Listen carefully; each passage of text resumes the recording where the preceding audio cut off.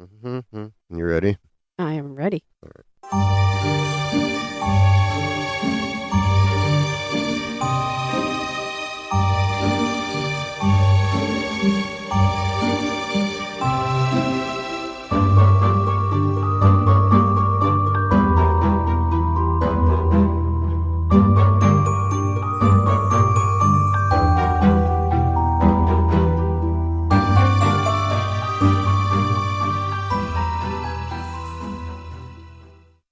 Hello, Spooklings, and welcome back to another episode of All Hallows Eve podcast.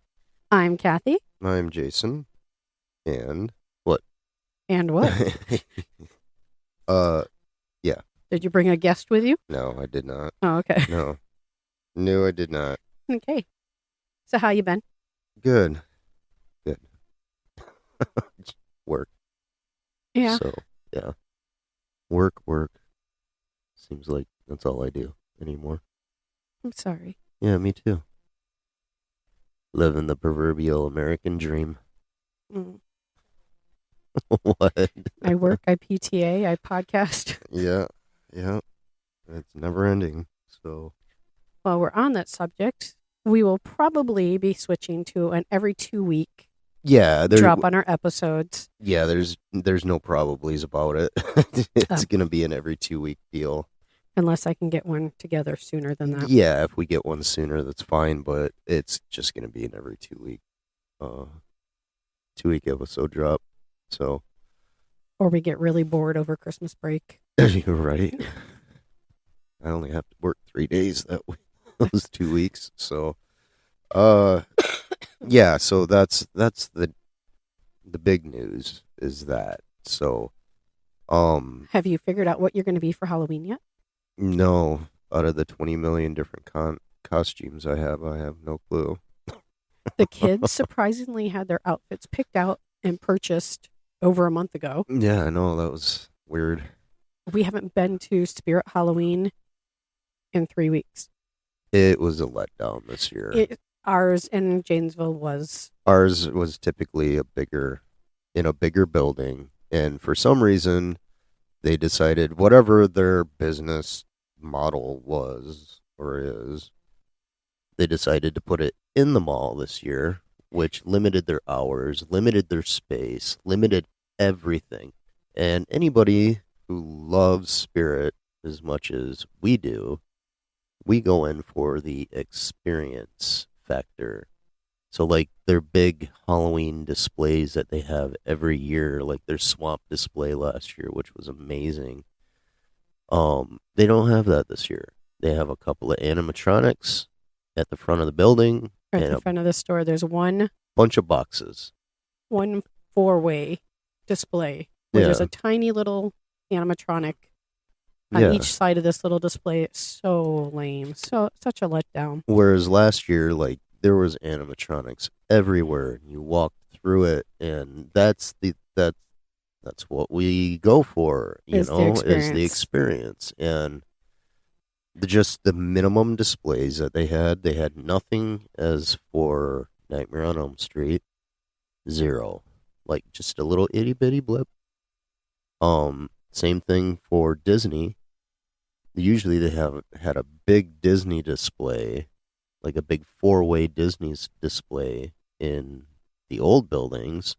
This year it was just a little itty bitty 6-foot section. Yeah, it was small. Even Hocus Pocus only had a 4-foot section. Haunted Mansion, a 4-foot section. What's the other one that was? And you would think because Haunted Mansion just came out, they would, you know what I mean? Like, typically And who's not to say that the other spirits? Well, I mean, didn't go all out. Yeah. We didn't go to any of the other spirits, but the one here in town was a letdown for us in general. I mean, even the kids were like, "Wow, this is kind of dumb, Dad." Yeah. And my kids never say that, So, but yeah, I was just kind of let down with the one here in town, and I was like, well, that stinks. And we only have one Halloween store anymore. When we first moved to town, there was like 3. There was 2, then one year there was 3, then it was 2, now it's just one. just one, which is Spirit, and which is a letdown. Another thing that I thought was very disappointing was in the past, the employees have always dressed. Yeah. This year they had a uniform. Yep. I was like, wow. They were all dressed in black with an apron. Yep. And it said Spirit Halloween on it. I'm like, wow, like kind of a mood killer there. Mm-hmm. Like, yeah, I'm totally sorry. Took the whole fun out of going. Yeah. But the kids got their costumes. Yep. They're both excited about it. Yep. I think I've decided, well, I have 2 different events. So I'll do Winifred for the school event and my vampire for trick-or-treating. Oh, are you going to do your vampire this year? Yeah. Okay. I didn't know. You didn't say anything. So. Yeah. No, I'm going to do the Winifred for the trunk or treat for school. Yeah. I think that's safer know. than the vampire for school. So. Right. Well, I mean, yeah, I don't know.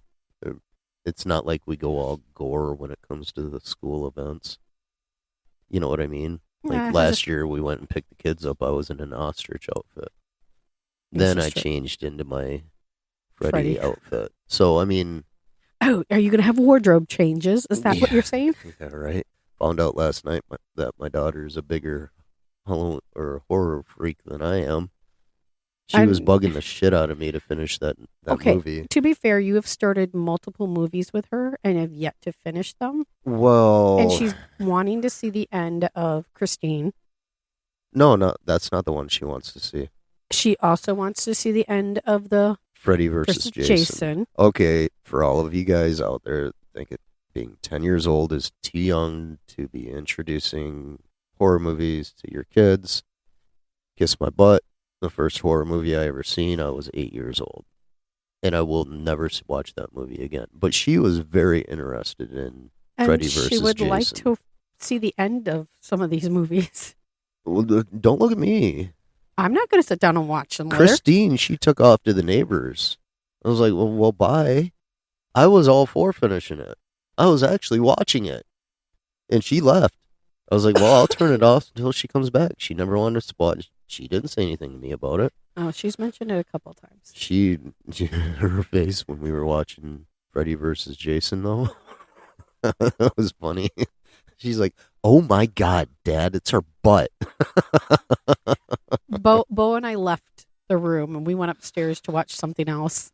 And she comes upstairs and she whispers in my ear, so much blood, Mommy, so much blood. But yet she's the one bugging me to finish watching it. She's like, I want to see the ending of it. I want to see who wins, Dad.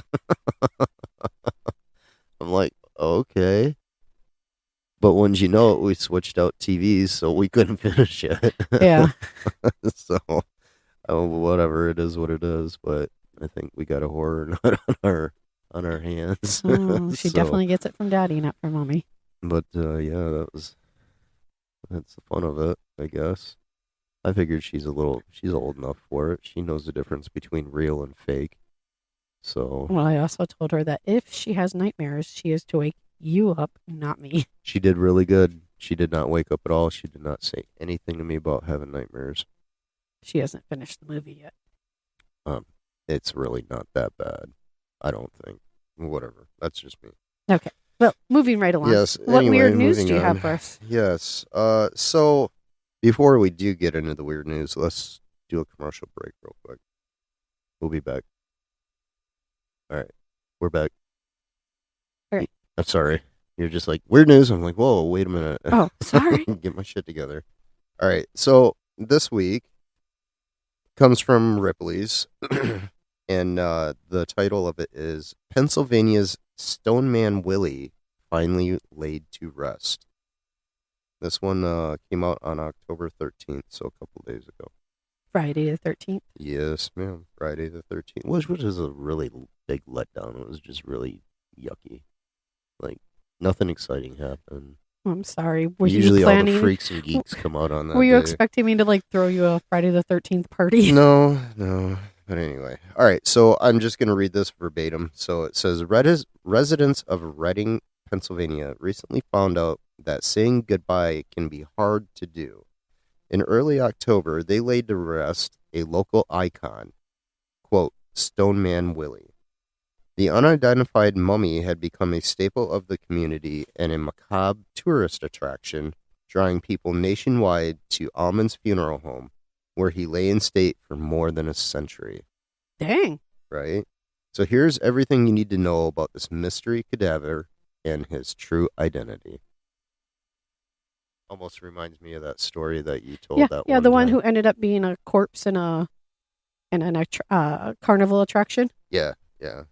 And didn't get paid for it. But anyway, all right, so it says Pennsylvania just got a little less weird. The Keystone State has long cultivated a reputation for weirdness. Among its claims to fame are Pittsburgh potties, freestanding toilets in basements with no bathroom style amenities or privacy. That's what those are called. Remember that house we looked at with just a toilet in the Yes. middle of the basement? That is very common up here. It's a Pittsburgh potty. And I said, nope. Yeah, what are you doing down there? Nothing. All right, and then there's the state's war on invasive lanternflies, which has somehow morphed into a bizarre pride point. Other highlights of Pennsylvanian strangeness include Centralia, a ghost town that's harbored underground fires since 1962, and the Mutter Museum in Philadelphia.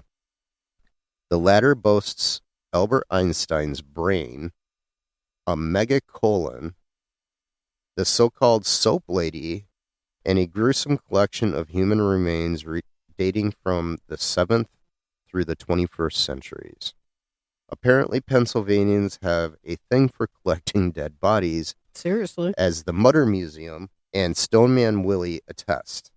Although technically one of the oldest mummies in the United States, the folks at Almond's funeral home don't like labels. Funeral director Kyle Blankenbiller explains, "We don't refer to him as a mummy. We refer to him as our friend Willie.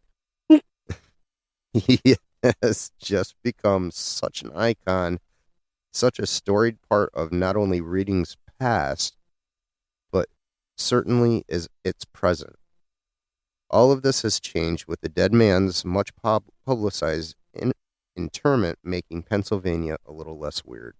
Stoneman Willie went out in style. What's the backstory for Stoneman Willie, and how did he end up in the ground? The fated guy's tale began, or rather appeared to end, on November 19th, 1895. That's when the mystery man turned mummy passed away from alcohol-induced kidney failure in a jail cell in Reading. Law enforcement had incarcerated him on pickpocketing charges, so he died in jail. Because he used an alias during his arrest, his identity remained a mystery for the next 128 years. Of course, 99% of people who perished under such circumstances in the 19th century went under the radar. What made Stoneman Willie different? A mistake. According to Almond's funeral home, a mortician trying out a new form of embalming accidentally turned Willie's corpse into a mummy. Oops. That's what the article says, too. Oops. The level of preservation proved remarkable, with the man's hair and teeth intact. His skin took on a leathery appearance and stone-hard texture, thus earning him the name Stoneman. With no family stepping forward to claim the body, the only natural course of action in most states would have been burial in a pauper's grave, but not so in Pennsylvania. Instead, they dressed the gaunt body up in a suit, threw a red sash over his chest, and put him to work drawing crowds of curious onlookers. The remains also served a more official purpose. Almond's funeral home petitioned the state to keep the body for further study of its bizarre embalming technique, and study they did for decades upon decades. A funeral fit for an icon. They say patience is a virtue, and such proved the case for Willie. During festivities to commemorate Reading's 275th anniversary, Pennsylvania's favorite mummy finally got laid to rest. Festivities included a colorful parade and motorcycle hearse transporting Willie's long-awaited casket. Best of all, Almond's funeral home used the celebration to finally reveal old Willie's identity. In life, he went by James Murphy. The Irishman hailed from New York and attended a firefighters conference in Reading, where he ran afoul of the law and life. During the most poignant time, during the most poignant moment of the funeral, Pastor Robert Whitmire commemorated Murphy, saying, "Stoneman Willie, at one time may have been a beloved friend and family member. Of course, no less could be said of him in death. Stoneman Willie became a vital, though silent part of Reading's community, as attested by his lavish funeral procession and large tombstone. The marble headstone reads Stoneman Willie in large letters, with his real name in smaller font at the base. Maybe Stoneman is gone, but clearly he's not forgotten." That's interesting. Right? But I pulled up a picture while you were reading, and man, does he... Oh, yeah. Yeah, it's like it. He is well preserved. Well, Whatever they did, he didn't. that was the really- same thing with the traveling corpse. Yeah. Is that he was preserved so well that they put him on display and people would pay to come and see him. Yeah, and he ended up being a stunt dummy, right? He was sold to a circus. Then he was pawned for money for the circus, and he ended up in somebody's personal collection. Then that collection was sold, and he ended up being a prop in a... In a TV show, Yeah. The $6 Million Man, I think it was. I think so. Yeah, and yeah, the pictures of this guy, like that's like preservation, like something fierce. That almost reminds me of that other one that we did with the Japanese preservation. The self mummification. right. So yeah, that's kind of cool. But that's the story of Stoneman Willie. And why did they decide to bury him? It's probably been well past due. It didn't really say why they buried him. It just that they buried him. So Because I would have gone to see him. it commemorated Reading's 275th anniversary. So Oh, they just decided okay. to bury him. So yeah, there you go. That's pretty dang cool. Right? All because of an oops. Well, because of a big oopsie. Yet another So- reason why I want to be cremated. Right? Oops. Oops. Here, I'm going to give you Now to you're a a funeral mummy. home. So, yep, there you go. Stoneman Willie out of Pennsylvania. Time for another break. Yep. All right. So we will get into our main segment, which Kathi will be doing after after this message. I feel like I'm drunk. All right, and we're back. Okay. All right. So what are we doing? It's a true crime. It's a short one. It's Mhm. not going to be too terribly long. But I thought it was just kind of interesting. I had just kind of Googled a thought in my head, and this came up as just a little story, and I started looking into You it. had a thought in your head? It doesn't happen Sorry, often. you It- left that door open for Yeah, me. I know. It flew in. I caught it. I ran with it, and then I let They it go. said, caw, and it went away. Okay, so I'm going to introduce you to Peter Fabiano. He was an ex-Marine. He met and married Betty in 1940. Peter was 35. Betty was 36. She was divorced with 2 children. Cougar. And Betty was a Betty. But they said she was very, very hot. She red hair, perfect body, a 10 out of 10. So she was the true... Kind of like the pinup girls that you Yes. see now. They lived for a short time in New York where Peter was a truck driver, but eventually they ended up moving to Sun Valley, California. Peter and Betty opened and ran 2 beauty salons. To all their neighbors around them, they had the picture perfect marriage. Like they merged their family well. They ran their businesses together. They always were looking. The Brady Bunch. They didn't have that many kids. The All-American Family. Yeah, they were just a 10 out of 10. Mhm. They were happy. They were well known in the community. Just seemed all around good people. In 1957, recently divorced Joan Rabel came to the salon looking for a job. Joan was 40 years old at the time. She had either been born in Philadelphia, Pennsylvania, or had immigrated from Lithuania. They're not sure which one, though. No. Of course. So Joan already starts out as a mystery. Yep. She had been pursuing a successful career as a travel photographer and writer. It was unclear why Joan's marriage ended, but that's why she was out looking for stable work. So she no longer had the funds to travel and write, but it had been documented on many cruise ships that she had been on these ships, a lot of them traveling to and from Hawaii and California, where she did a lot of her writing So and she photography. didn't have that monetary backup to be able to do. Right. She didn't have that luxury anymore. what So she she needed wanted, to find yeah. more stable work. So she showed up at Peter and Betty's salon. Okay. While she was there, Joan and Betty became close friends, like really close friends. She was welcomed into the Fabiano family with open arms. Everybody seemed to get along well, but then trouble started happening between Betty and Peter. The marriage started getting a little shaky, to the point that Betty ended up moving out of Peter's home in with Joan. Okay.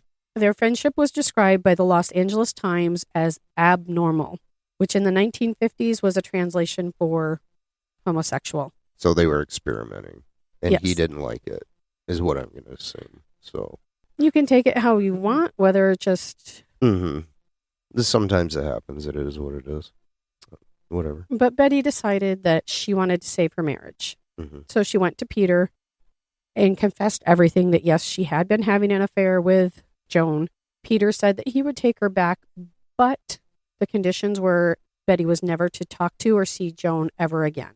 And Betty was fine with that. Yeah, I think that's fair. She wanted to She wanted bring her to, family back yeah, together. She wanted had to already reconcile. Right. She'd already had one failed marriage. She didn't want it Yeah, and rightfully coming down to that again. Yeah, I mean that's only fair. It doesn't say why she came to this realization, but there it was. Shortly after the end of the friendship with Joan met Goldine Pizer. Goldine was 43 years old and a bookish medical secretary. So she was shy, she was reserved, she worked as a secretary.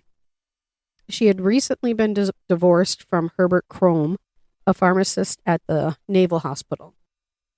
So she was kind of a, what's the word I'm looking for? In a spot. Goldine? Yeah. Goldine was very vulnerable. Kind of a weakened spot. Right. And Goldine knew that she was not interested in men. Okay. But hadn't, at the time, as we call it nowadays, come out. Yeah. So, okay. She just knew that marriage was not what she wanted, not to a man anyway. It wasn't in her future. Right. So it wasn't in her tarot cards.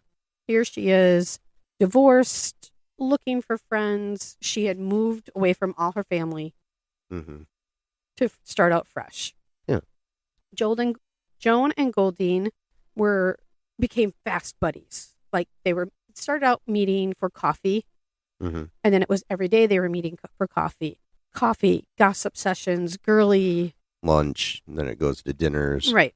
Yeah. So just as quickly as Joan and Betty's relationship progressed, so did Joan and Goldine's. However, Joan could not let go of her relationship with Betty. Joan's pursuing very heavily Goldine, but she's still obsessed with what she had with Betty. She started telling Goldine that Betty had confided to her that Peter was abusive and an evil man. And that not only was Peter after Betty, he was also threatening Joan. Okay. She even started stating at one point that Peter was dealing narcotics for the mob. She was really presenting Peter in a very bad light and saying that Betty needed to be rescued from this evil man that... Yeah, it almost sounds like jealousy. Oh, I'm sure jealousy was a huge part of this. Yeah, slander. Jealousy turns into slander, turns into... You know what I mean? She definitely had issues. Yeah. So at some point during her seduction of Goldine, she had convinced her that they needed to save Betty and in turn save Joan. And the only way that they could save both was by killing Peter. Goldine bought a gun, claiming she needed it for personal protection. And at the time, nobody thought anything of it. She's a single woman who just showed up in Los Angeles. She's living by herself. Yeah. She feels safer, so be it. Then for several weeks, Joan and Goldine started stalking the Fabiano household. Okay. Because Joan wanted Goldine to know what Peter looked like. They wanted to see the comings and goings of the family. They wanted to see the layout of the neighborhood. So they started scoping things out. On Halloween night in 1957, they put their plan into action. Joan borrowed a car from a friend, and the two sat outside the home of Peter and Betty, waiting for all the lights to go out. At 11 p.m., Peter had just climbed into bed with his wife, only to hear the doorbell. Even though the hour was late, Peter still got up, grabbed the candy bowl, and headed to the door. As he was opening the door, he made a comment, "It's a little late for this, isn't it?" Only to hear a reply, "No," in a manly voice. Goldine then shot Peter through the brown paper bag she was holding. So Joan had Goldine dress up in a costume while Joan sat in the car waiting for Goldine to carry through with the plan. The plan. So Goldine is dressed in a pair of men's jeans, a shirt with a khaki jacket, and they described it as a Robin's mask from like Batman and Robin. Yeah. So she had a little mask on, and then she tried to disguise her voice and say no in a manly way. So they thought this through. They did. Oh. So this was premeditated.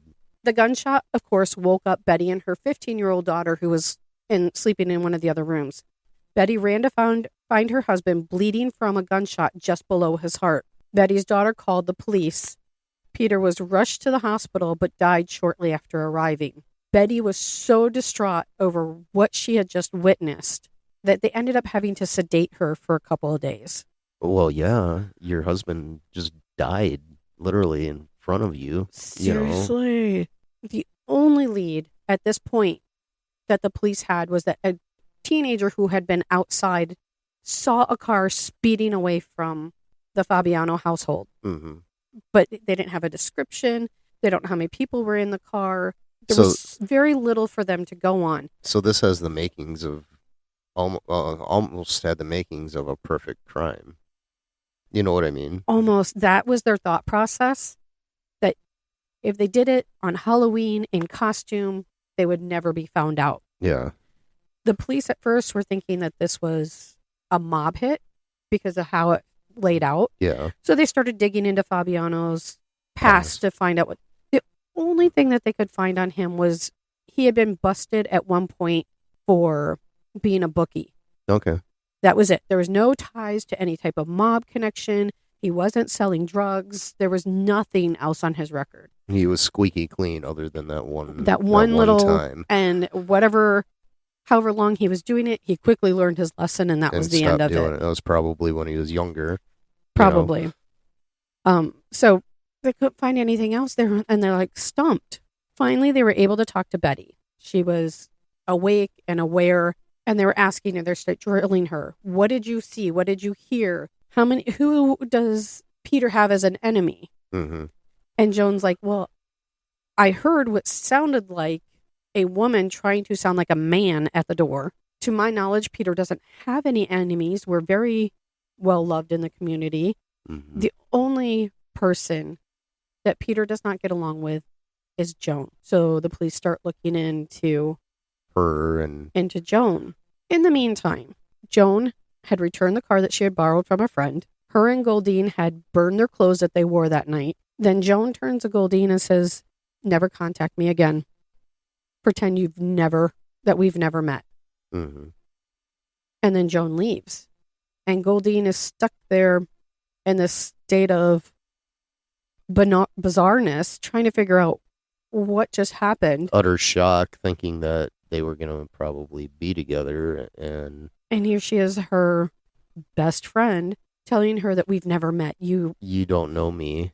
I'm out. Talk about using somebody. And I just killed somebody for her. Yeah. Well, while she's sitting there in this state of shock, she realizes that she still has the gun. She can't contact Joan to figure out what to do with it because everything else they'd done together. Yeah. Now she's stuck with this weapon that is obviously going to tie her to the case. So for whatever reason, she decides to take the gun to a Los Angeles department store and put it in a locker. Just throw it in a locker. It's like going to the bus station, putting something in a locker. Basically, yeah. You know? Like it blows my mind. Like there's so many other options. Why would you do that? I just, good Lord, how many rivers and lakes are out there? Just toss it in the dumpsters, water. any other thing that you passed on the way. Right? Anything but throw it in a locker. Good God. Weeks later, an anonymous tip led the police to the department store and this locker. Mm-hmm. Once they retrieved the gun, they were able to trace the gun back to Goldine. So they went to question Goldine, and Goldine quickly started singing like a little canary. She's overwhelmed with the guilt. She's overwhelmed with the loss of her friendship. Mm-hmm. So she told the police everything. She's like, fuck you, bitch. Mhm. I'm not going down without So this all progressed very quickly. The killing was October 31st. They found the gun a couple weeks later. They were arrested. The trial was set for late December. Okay. But before the judge would let the trial proceed, he wanted 3 psychiatrists to examine both women. At one of the appointments, Goldine told the psychiatrist, I had no motive personally. Wait. I had no motive. Personally, whatever motive I had was to please Joan. I was always influenced. I have been impressionable and always trusting. The psychiatrist then wrote down in their notes, the only thought she had was that she had to save her friend Joan Rabble from an evil person. So basically what Goldine was saying is, I had no motive to hurt Peter. Yeah. I had no motive to hurt Betty. I thought I was saving my friend from a bad situation. Yeah, I had nothing to gain out of this. I Besides thought I was helping a friend. I thought I was protecting my friend, Yeah. who in turn was helping her friend. Oh my goodness. At trial, both women pleaded innocent. Goldine pleaded innocent through insanity. Mm-hmm. Although I don't think it ever stated whether they dubbed her as insane. Yeah. During the whole trial, Goldine wept, was very remorseful of what happened, recounting all the details of the murder. She was just so remorseful, you could see it. Yeah. Yeah. Joan, on the other hand, sat through the trial and she would smile at the jury. So she had a screw loose somewhere. Most of the time, she was just there, but not there. Yeah. She had no remorse over what happened, no feelings towards any of this, what was going on. Mm-hmm. She would just smile and smirk, and yep. They ended up being charged with first-degree murder, but was reduced to second degree after they made a plea deal. Okay. Which I didn't even know you could do after the fact, but... I didn't. Well, I mean, different times. Yeah. Yeah. Both women were sentenced to 5 to life. Goldine was eventually released after 5 years. She remained in Los Angeles and died in 1998 at the age of 83. Doesn't really give much detail, but... She just went on living her life. Right. Yep. It is believed that Joan was also released around the same time, but just as quickly as she showed up, she vanished. She just poof, gone. There really are no records of what happened to Joan Rabble. Just like there was no records of where she came from. She was there and then she wasn't. Gone. That almost makes it sound like she left the States, because there's always some way of tracking. You know what I mean? There's just really no information. So it makes you wonder to begin with if she had an assumed name. Yep. When she got there. Yeah. And what exactly her motives were. Yeah, and this whole thing, like... Betty ended up selling the salons. It was too much for her to maintain the salons. It was too much baggage, history. Yeah. But she did end up staying in the area and living a full life. She didn't pass away until 1999. Well, so she ended up living a long life. And so. there is an exact age from what I was reading. I don't know if Betty lied about her age or when she was born, which was common. Yeah. A lot of women don't want you to know how old they really are. Well, and the thing you got to remember, too, back then it was common for records to be lost some way. I don't know exactly how old Betty was when she passed. Yeah. But she lived until 1999. But to this day, people wonder if Betty had any connection to the murder or if this was all on Joan. Mm-hmm. Like, after Joan got out, did Joan try to contact Betty? Did they reconnect and have another friendship? But it doesn't sound like that. Yeah. It sounds like Joan just packed up her Packed bags up and disappeared. started Gone. fresh somewhere else. Yep. I mean, was Joan really that interested in Betty, or was Joan after something else? More. Was she trying to get Peter out of the picture so that her and Joan could run the beauty salons together, so that she could eventually rob Betty? Right. There's always a motive behind it somewhere, and then it just doesn't sound like there's a complete. I mean, I guess the whole lovers thing, you know, you hear that too. You know, what am I trying to say here? So Was she just out because she was scorned by Betty and Betty chose to stay with her husband? That's what I'm getting at. Like, was this a scorned lover type thing? You know, I don't know, because my thing is, if it was just about being scorned by Betty, then wouldn't she have tried to connect with Betty after Peter was gone, after she got out of jail? well, I mean, in comes the shame. You know what I mean? But I don't think she ever felt any shame or any remorse over what she did. I don't know. It's hard to I say. wonder if there wasn't something more There in had to have- Joan's. There had to have been more. And with that whole situation, it's the whole dominance thing. Yeah, She was the pictures dominating Goldine. very much you know. so. She controlled Goldine very much. You see that in serial killers a lot, like the team serial killers or the husband wife or boyfriend girlfriend situations where the dominant one controls the less dominant. Right. You know, you see that a lot. There were pictures of them at court, and Goldine is very remorseful. She's dressed appropriately. Mhm.